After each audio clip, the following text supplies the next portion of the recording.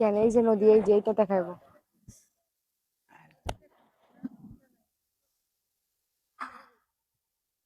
রূপে ভরা যৌবন আমার নয়া গাঙ্গের পানি, আহা সেই পানিতে আজও আমি সাঁতার নাহি জানি। উফ, উফ। ফাগুনেরই আগুন জ্বলে কৃষ্ণচূড়ার ঘায়ে, ভালোবাসার আগুন জ্বলে মনে রাঙিনায়। নরম হাতে যখন আমায় বুকে নিয়েছে, সেই দিন থেকে বুকের মাঝে ধুপধুপ করতেছে। হাসা কেন? গানটা তো সুন্দর। তাই গানটা তো অনেক সুন্দর, ভালো লাগছে। পাগল হয়ে গেছ? হ্যাঁ, এই যে হয়। বুকের ভিতর দুক দুক করতেছে কেন? ওই যে চাষ করার মতো কোনো মানুষ নেই, সাঁতার কাটার মতো কোনো মানুষ নেই, তাই।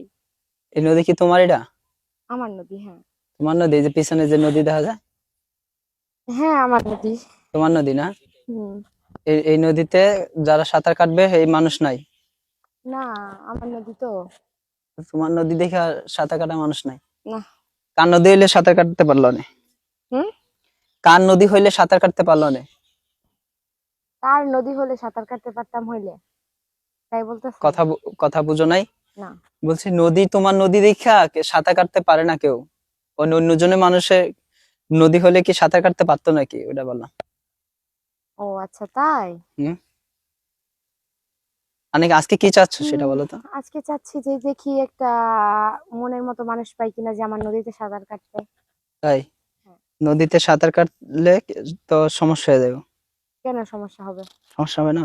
না, সেটা নদী। ম্যানেজ করে নেব, সমস্যা হ্যাঁ। নেই। সেটা ম্যানেজ করে নেব। বয়স কত চলে? 22। 22? পড়াশোনা করো? Inter second year. Inter second ইয়ারে?